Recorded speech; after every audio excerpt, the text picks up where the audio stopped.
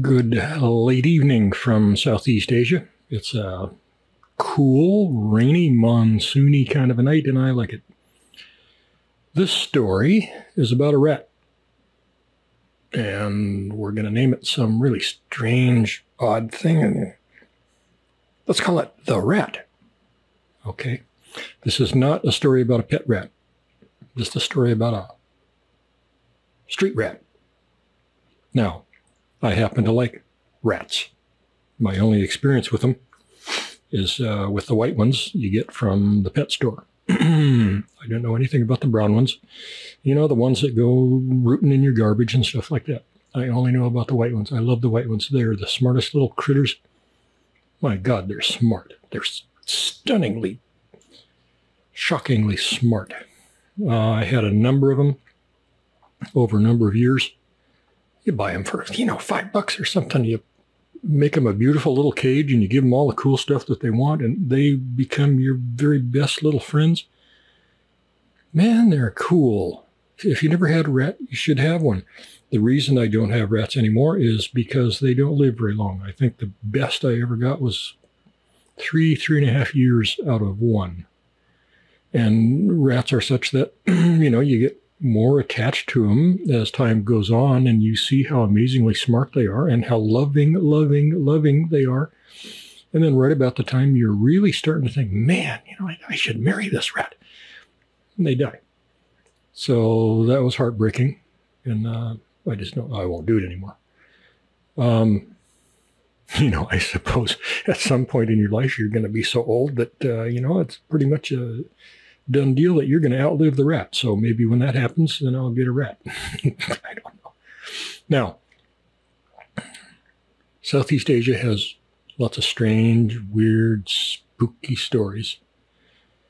And this is one. I was living in a big old mansion in, where the heck was it? Thailand. It was in Thailand.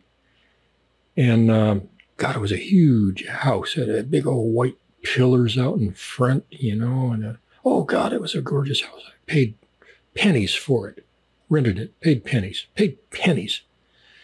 And I lived there for a year, I guess. Now, in Southeast Asia, pretty much anywhere, but especially in Thailand, snaky damn place. You got to be really careful about ways that snakes and other creepy things can get into your house. The Thais aren't all that careful. They're raised with snakes. They don't like them especially, but they're not terrified like white people are. I grew up in rattlesnake country. I didn't like those either, but Southeast Asia, well, they don't even rattle, the bastards. Imagine that. So you got to be pretty careful. You don't leave windows open. You don't leave doors cracked. This was kind of a semi-jungly area, and there are snakes everywhere. And so we were pretty darn careful about making sure snakes could not get into the house. One night, girlfriend's cooking dinner. She goes, takes some, potato peelings or something. I don't know what it was. And she goes in the laundry room, throw them in the garbage. And she comes out screaming. And I said, oh God, snake. And I had my snake grabber stick, you got to have one. You got to get issued one as soon as you go to Southeast Asia. It's like one of those things for old people when they can't reach the soup can, up on the top shelf. But these are like industrial ones on steroids. They're like, 15 feet long, mine was. and you got a grip handle like that, and you squeeze it, and then the jaws go down, and they grab the snake, and then you do whatever you're going to do to the snake. So I figured we had a snake. So I got my snake stick, and I ran in there, flashlight, and rooting around, and I could hear it, where is that coming from? Under the washer? No, yeah, geez. Okay. Finally, it turned out, I just got a glimpse of it. It weren't no snake. It was a rat. Big old brown, alley rat thing. I don't particularly like them. I don't know. They seem like they're dirty. They're wild. They bite you. I don't know. I like white ones, okay? Racist. I'm racist. Anyway, so you don't want a rat, rooting around in your home. That's a secondary concern. The primary concern is how in the hell did this thing get in? Because if it can get in, a snake can get in, So then began the search, and we rooted all that night, couldn't figure out how he got in. But he went out. He got out. When I was chasing him around with that stick, he said, no. He disappeared. He's out. He's gone. Okay, where did you go? And so we're rooting around and searching, had to call it off for the night, get up in the morning, back at the search, trying to figure out how this rat got in the house. And then we're worried, did some other snakes get in, or did some snakes get in, and we didn't know it. That's the big concern, It was right about that time, a little girl, 6-year-old girl, about 2 miles away. Parents went in to wake her up in the morning, and she wouldn't wake up, and pulled the covers back, and she was dead. And they got to looking at her. How can you be dead? Really pretty little 6-year-old girl. And they called, I don't know, probably the police, and some medical people showed up, and they found 2 little puncture marks on her finger. Well, it turned out that a cobra had come in to the house during the night, and she was probably sleeping with her hand hanging down by the floor. And it thought, oh, tasty morsel, bit her. And I don't know why she didn't wake anybody up, but she didn't. Anyway, they found the cobra curled up in the closet. He's waiting for the kid to die so he can try to eat it. Okay, so they did whatever they're going to do with the cobra. But anyway, snakes and cobras and things are very much on our minds in Southeast Asia, at least for white people. We don't like them. So it was important to figure out where this hole was, where this rat got in, and we're hoping that no other snakes followed it in, because we'd been there some number of months when this happened, and so whatever hole he got in through, it had been there all this time, and God knows what had slithered in. Okay, so rooting around. It turned out that whoever built the house, they had taken some, I think it was 3-inch PVC, and they set it into the wall. These were 8-inch thick concrete walls, the exterior walls, and they had set it into the wall, and then they had run some plumbing through there and electrical wires and things like that through this conduit. And there was a whole bunch of space left over inside the conduit in the 3-incher.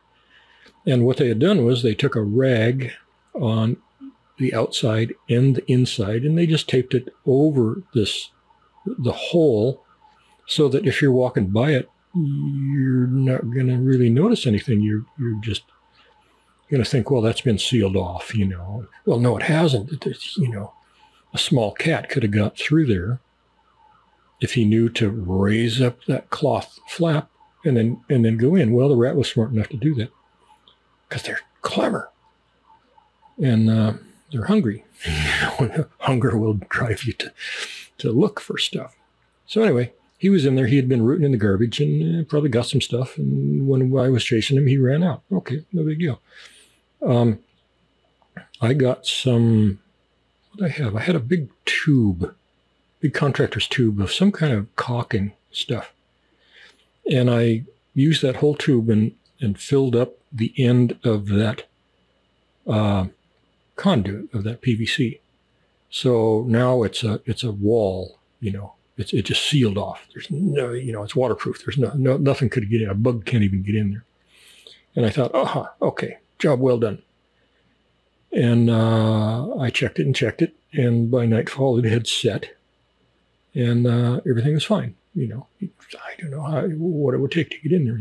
Anyway, next day,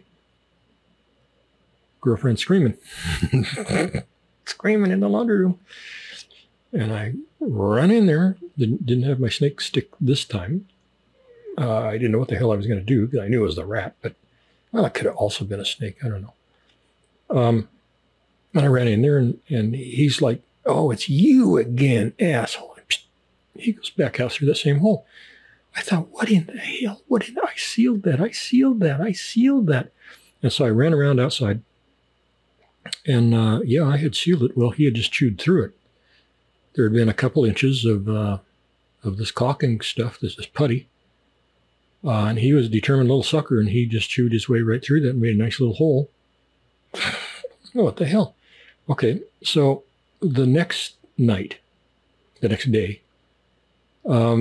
I researched this online, and somebody online said that, well, you can take mortar and you can fill that hole. But, we've seen rats get through that mortar. And I thought, no, that's not possible. They can't chew through mortar. It's concrete. No, that's not possible.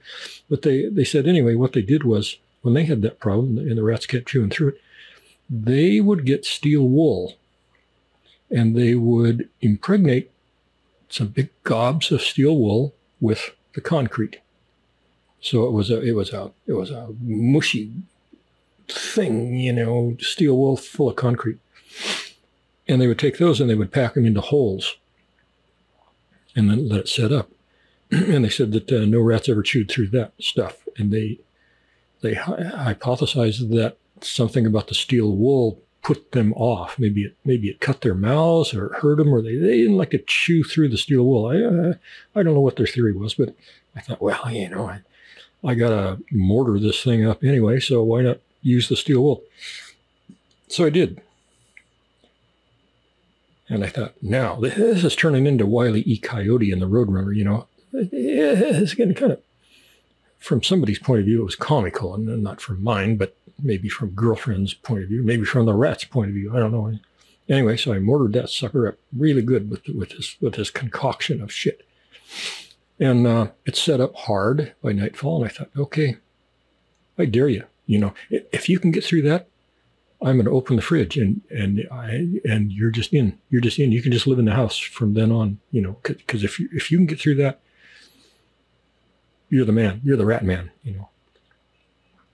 Next day, there he was, in the laundry room. Somehow he had dug out that steel wool and that mortar, the hard set mortar. And I thought, what in the hell is this? This is some kind of superhuman rat, human, some super power freaking rat thing. I don't know what the hell is this crap. So I set to work, and I got really, really inventive, and I stuffed all kinds of crap in there. And so I ended up with this sealing that conduit all the way from one end to the other. So the wall was 8 inches, and then the conduit was a couple inches on either side of that. So you got 10, 12 inches. And I filled that whole thing full of various stuff that I thought would stop this rat. Okay. And next day, I saw that he had chewed some significant distance through this concoction of crap I had put in there. And I said, okay, that's it. I win. You lose. Rat. That's it. I love rats, but you're not white. You gotta, no, this has got to stop. So, before he was able to chew all the way through this whole stinking 12 inches of booby traps, I had some live traps that we had used for some damn thing, and I put a live trap out there. Man, it took me days. I think really about a week to catch that sucker with these live traps. And they're usually really efficient, but he was a clever, smart, genius level damn rat. And it was a week. I think it was even more than that. It might have been pushing 2 weeks before he would get the bait. I baited it with hot dogs, and I even baited it with hot dogs with that plastic skin on them so that he couldn't just, gum the hot dog and get it off. Man, I mean, he just breathed on that little trigger thing, and it would slam shut. I don't know how he did it. He got the bait. He got the bait. Jeez, I for a while I thought, well, the rat can't be doing this. It's got to be insects. It's got to be some insects coming in the nighttime or something, and they're just eating, teeny little bites, little fly-sized bites or something until the bait's all gone. And no, it wasn't that. It was the rat. He was just that smart.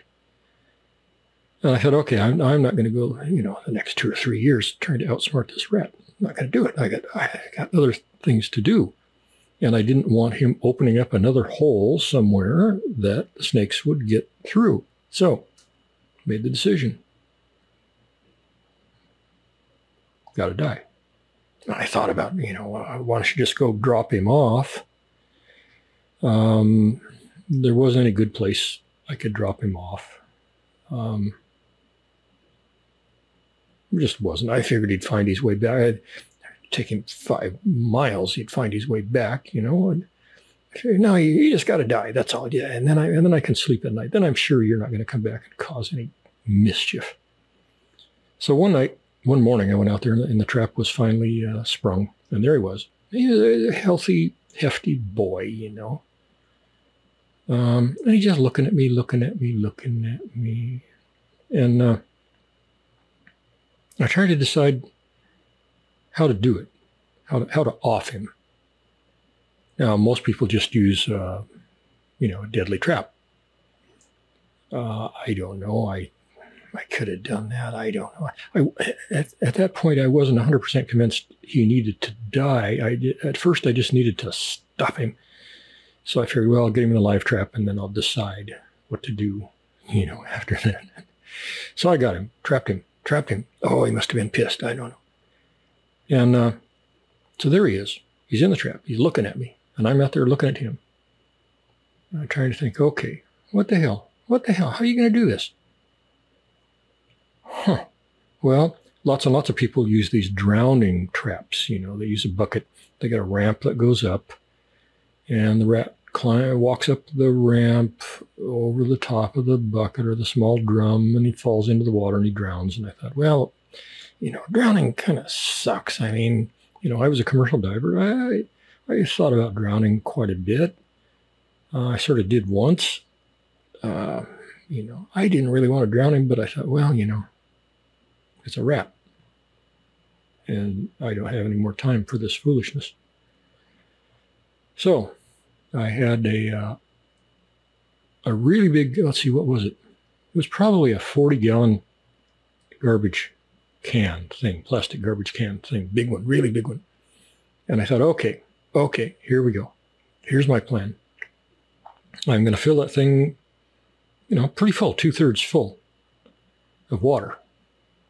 So I did. I got a hose, filled it 2/3 full of water, and it's sitting there. And he's in the cage, he's in the trap, and he's about 6-7 feet away, and he's just looking. He's over there in the corner of the cage, closest to where I'm working. He's just looking, beady little red eyes. He's just looking. He didn't go to the other end of the cage to try to get away from me or anything. He just stayed right there, just looking at what's going on there. I don't know what the hell. Just looking, he was really curious. So I get this thing 2/3 full, and I thought, okay, I'll just pick up the trap, and I'll submerge it in the water, and I'll walk away, come back in 5-10 minutes, half hour, I don't know, whatever. He's kind of a Cujo rat, so maybe it's going to take 30 minutes. Maybe he can hold his breath a really, really, really long time. I don't know. So I stood there because I didn't want to do it. If I had never had positive experiences with white rats, lab rats, I probably wouldn't have been hesitant at all about this. Hell, I might have whacked him with a bat, But I did have lots of really super positive experiences with the lab rats, and that just made me hesitate. Like, oh, God, really? Really? And I went back and forth. Well, I can go drop him off. Well, he's just going to get into somebody else's house, and he's going to come back. I know he is. I had some wild dogs one time who kept hanging around my place, chasing my horses and stuff like that. And it really got to be a problem. And I didn't want to kill him. Kind of liked him, actually. And I trapped him in live traps. And I took them between 35 and 40 miles away in my truck, out in the desert, near another settlement. So I knew they find food and water. And about midnight, I kicked him out. Said, there you go, new life, you know. Drove away. Next morning, there they were, chasing my horses. Between 35 and 40 miles in the desert. Okay, so, you know, that's influencing my decision not to go drop off the rat somewhere. All right, so I stood there and I looked at him for a while. He looked at me. He looked right straight into my eyes. Thought that was kind of peculiar. And I turned away and looked at the water and feeling bad. I was feeling bad. And wrestling with myself a little bit, trying to figure out, you know, are you sure you want to do this? Finally came to the conclusion, yeah, you don't have any choice. You just got to get this over with. You got to get on with your life. I said, okay. Decision made. I turned around 180 degrees. Going to walk the 6 feet to the trap, to the cage. Pick it up and just do it. I resolved now. So I walked over to it. And he'd been sitting in the shade. He'd only been there an hour and a half. And he was perfectly comfortable. And when I walked right straight up to the cage, I thought it was odd that he didn't run to the far end of the little trap. And I looked down at him. Now his eyes were closed. And I thought, what the hell? And I jostled the trap. He didn't move. And then I jostled it really good. And he just rolled over. Feet sticking up, dead as a doornail. Dead as a doornail. And I got a real creepy feeling about that. And I'm trying to figure this out. What happened? What actually happened there? Cosmically, spiritually, what happened? You know, the woo-woo people are going to say, well, yeah, no, he sat there and he knew what was going to happen. He was reading your mind. He watched you build this drowning tank. And you already said he was really, you know, above average smart. And he watched you build this tank and fill it full of water. And he knew exactly what you were going to do. And he was reading your mind. He was tuned into you. And the moment you made that decision in your mind to off him, he knew it. And he just said, nah, not going there. No. There are better ways to check out. The woo-woo people are going to tell you he willed himself to die. Now, I tend to think, no, it was coincidence. It was just his time to die. He did not look like a particularly old rat. He's perfectly healthy. I mean, obviously. But what are the odds that he died naturally at exactly that instant? Because it was only a time span of, I don't know, 10 seconds. Probably 10 seconds between the time I looked at him and he's alive and he's looking around and his eyes are open. And 10 seconds later, he's dead as a doornail. 10 seconds. So that's a pretty narrow window of happenstance, you know. Could happen. I tend to think maybe it happened just his time, just random timing. But others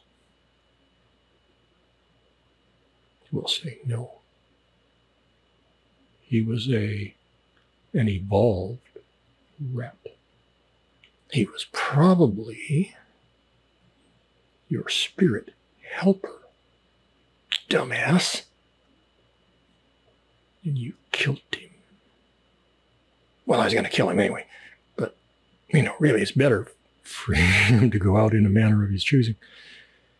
Okay, so I know the comments on this are going to be horrendously hideous.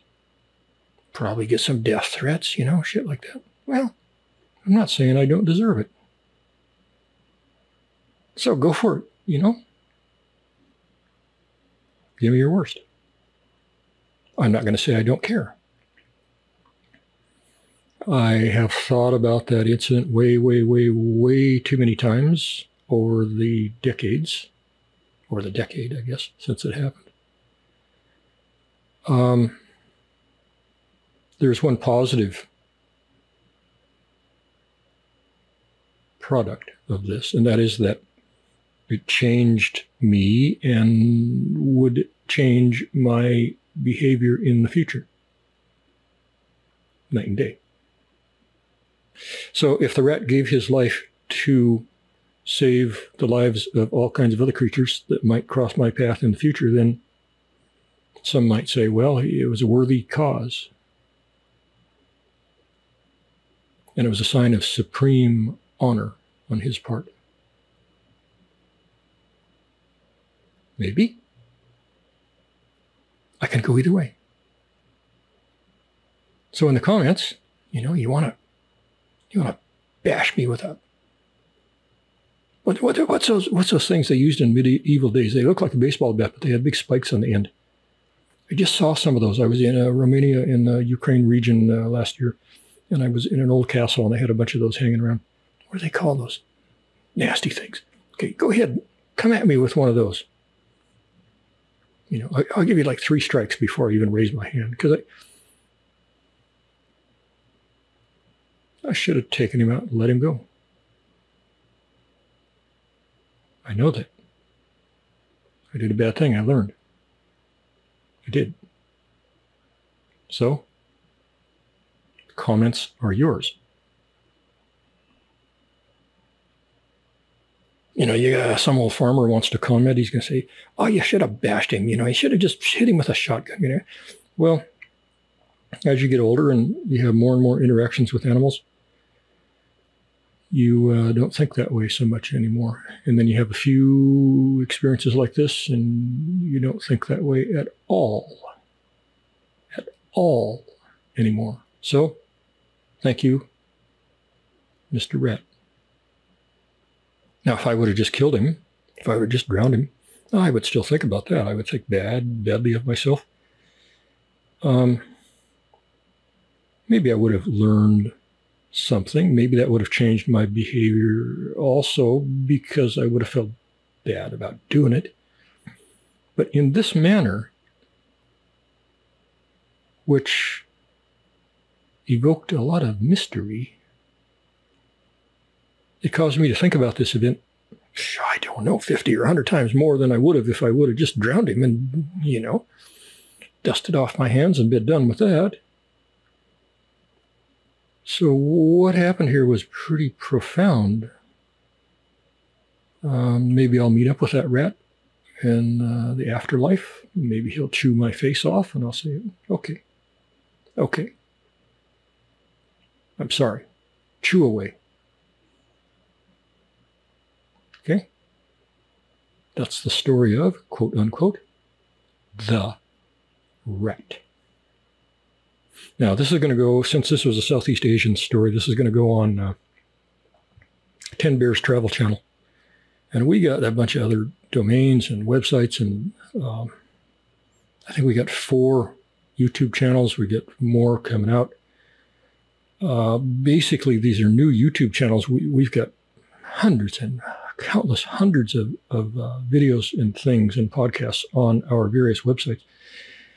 And we're now copying some and moving some to YouTube just to knock down our server costs, basically. So this is going to go on the 10 Bears Travel channel, and it will also go on our, since it's a weird and creepy story, it's going to go on another channel called the Eclectic, not electric, Eclectic channel, also known as every weird danged thing or something like that, or every danged weird thing. The Eclectic channel. Okay, whatever. You won't do bad enough if you find it. Anyway, it's going to go on 2 different channels. Little stories like this just make you think about big things. Little stories can make you think about big things, and this one has. Alrighty. From the jungles of Southeast Asia. And I see the monsoons are pelting against the windows out there. Thank you very much, and good evening and good night.